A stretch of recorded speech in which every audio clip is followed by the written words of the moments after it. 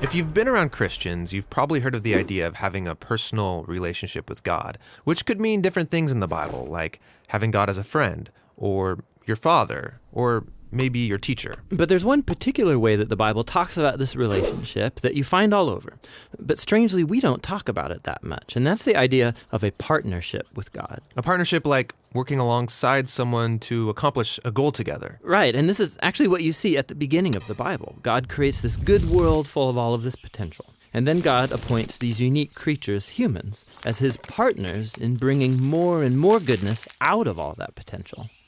But the humans don't want to partner with God. They rebel and try to create a world on their own terms. And so this broken partnership is the Bible's explanation for why we're stuck in a world of corruption and injustice and the tragedy of death. It's not like there's just one or two humans who have bailed on this relationship. In the story of the Bible, everyone has abandoned the partnership with God. So what God does is select a smaller group of people out of the many, and he makes a new partnership with them called a covenant.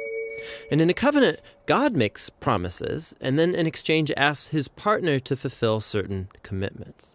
And the purpose of all of this is to somehow use this covenant relationship to renew his partnership with everybody else. Now, there are actually 4 times in the Old Testament that we're told God initiates a covenant relationship with Noah, Abraham, the nation of Israel, and King David.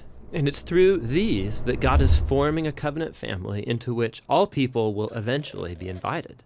So let's see how these work. The first one is with Noah. So in this story, God has just brought the flood to cleanse the world of humanity's corruption, and Noah and his family are the only ones left. And so God makes a covenant with Noah, saying, listen, I know that humans will continue to be evil, but despite that, I'm not going to destroy it like this again. Instead, the earth will be this reliable place for us to work together. Great. So what does Noah have to do? Nothing. And that's what's so interesting about this first covenant, is that God is promising to be faithful, even though he knows humans won't be. The next time we see God make a covenant is with a man named Abraham. God chooses him, promises to bless him, give him a large family, lots of land where they can flourish. And in return, God asks Abraham to trust him and train up his family to do what is right and just. And the whole reason for this covenant is God says that somehow he's going to bring his blessing to all families of the world through this one family. So that's Abraham. The next time we see God make a covenant is when Abraham's family grows into the tribe of Israel. And this covenant is with the whole tribe. God asks them to obey a set of laws, which are these guidelines for living well as a community of God's partners. And if they do this, then God promises to bless them and that they will become a people who then represent him to the rest of humanity. That's the covenant with Israel.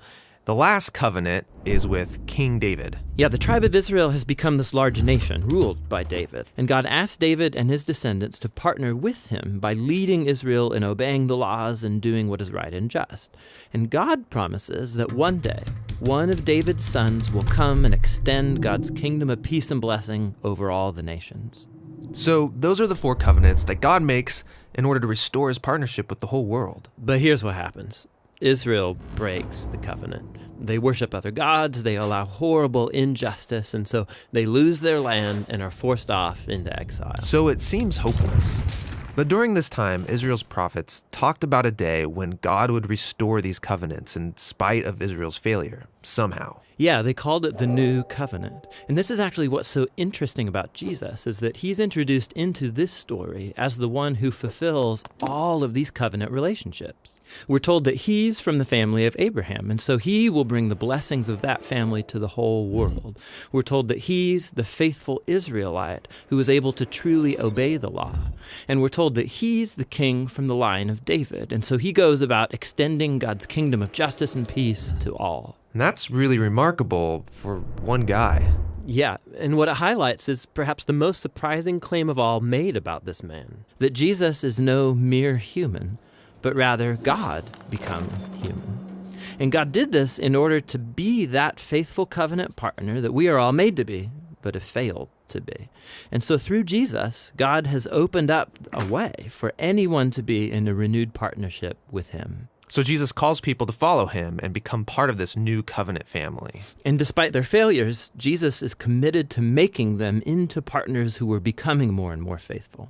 The story of the Bible ends with a vision of a fully renewed world, full of goodness and peace. And there's this renewed humanity there, partnering together with God to expand the goodness of his creation. And so the end of the Bible story is really a new beginning. Hey, this is Tim. And this is John. We think one of the best ways to understand the Bible is to take its core themes and trace them all the way from the beginning through to the end. We also take individual books of the Bible and explore their themes and structure. We're a nonprofit, and we're always raising money for the next video, and you could be a part of helping us do that. You might not know that Tim is a pastor here in Portland at Door of Hope Church, and he's got some really good sermons. You can find them at timmackey.com. You can download high-resolution versions of all these videos. You can get study guides, all for free at jointhebibleproject.com.